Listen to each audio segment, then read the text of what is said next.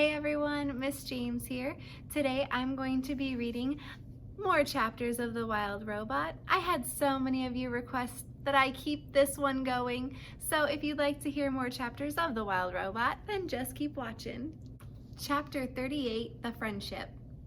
Chit Chat wasn't speechless for long. She'd already been alive for a whole 12 and a half weeks, and she wanted to tell Bright Bill about everything exciting and every boring thing that had ever happened to her. And so, as the new friends played and explored and ate together, the squirrel shared her stories.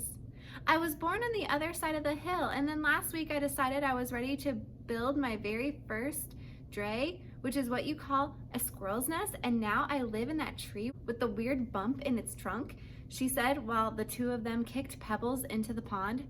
One time a weasel chased me through the treetops until he missed a branch and fell all the way down and crashed into a bush and walked all the way wobbly, and he never bothered me again, she said while the two of them crawled through a hollow log.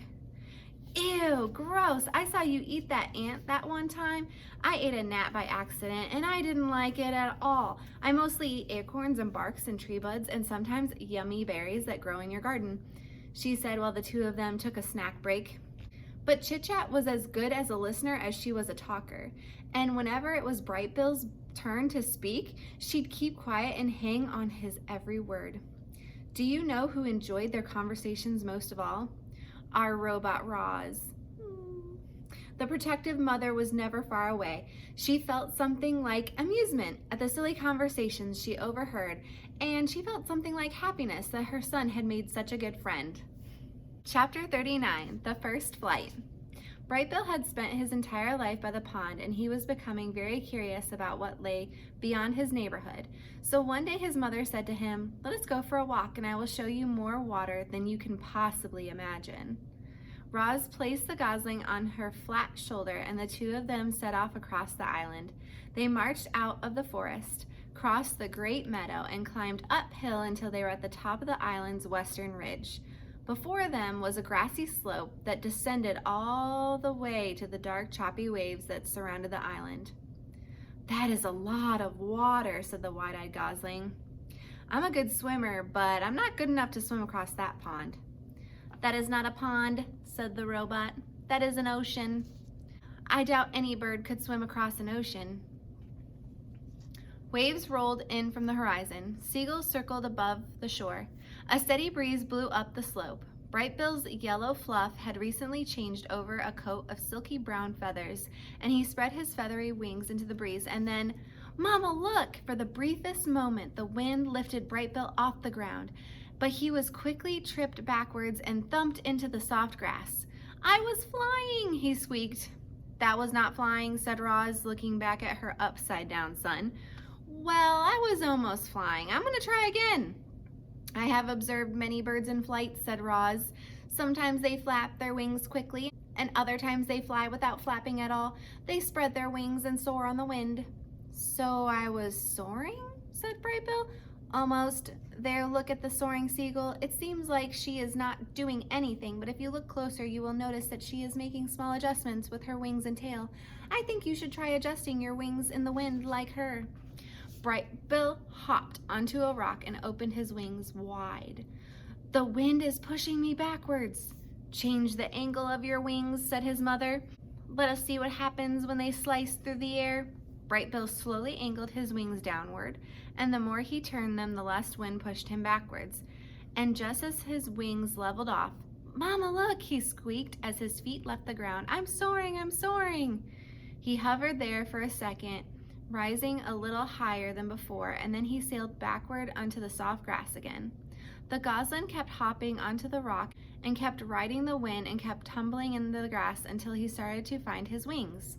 With each attempt, he floated a little higher and a little longer, and finally Bright Bill really did soar. He lifted high into the air and hung there, floating. He turned his wings down and felt himself drop. He wiggled his tail feathers and felt himself veering back and forth. "I'm a natural," he squeaked. "You are doing very well," said Roz, "but you need to keep practicing." And so they spent the afternoon practicing on the ridge. Once Brightbill was comfortable soaring, he tried flapping his wings. He flapped high into the air, he flapped in straight lines, he flapped all around in circles, and a big smile appeared on the gosling's face. Clearly, Brightbill was designed to fly. "I'm flying, Mama, I'm really flying." "You are flying," said the robot. "Very good." Brightbill was now a real flyer, but all that flying had worn him out. He lowered himself towards the ground and tumbled into the grass one last time. His landing still needed some work. Roz placed Brightbill on her shoulder and headed back to the nest. "I can't believe I can fly now, Mom," said Brightbill in his sleepy voice. I just wish you could fly with me." And the gosling's words were replaced by his quiet, steady breathing. Chapter 40, The Ship. Brightbill was a flying fanatic, and his favorite place to fly was up on the grassy ridge. The robot and the gosling liked to spend the afternoons up there, working on the finer points of flying. And it was on this afternoon that they noticed something mysterious far out to sea. Brightbill spiraled down to his mother, flopped onto the grass, and pointed at the horizon. "Mom, what is that thing?" Roz's computer brain found the right word. "That is a ship." "What's a ship?" "A ship is a large vessel used for ocean transport." Brightbill's face scrunched up with confusion. "Used by who?" "I don't know." It was the first ship either of them had ever laid eyes on. From that distance, it looked as though it were moving slowly, but it was actually racing through the waves. From that distance, it looked as though it were small, but it was actually one of the largest ships ever built. The robot and the gosling watched it crawl across the ocean until it finally disappeared to the south. Where had the ship come from? Where was it going? Who was on board? Roz and Brightbill had so many questions, but no answers.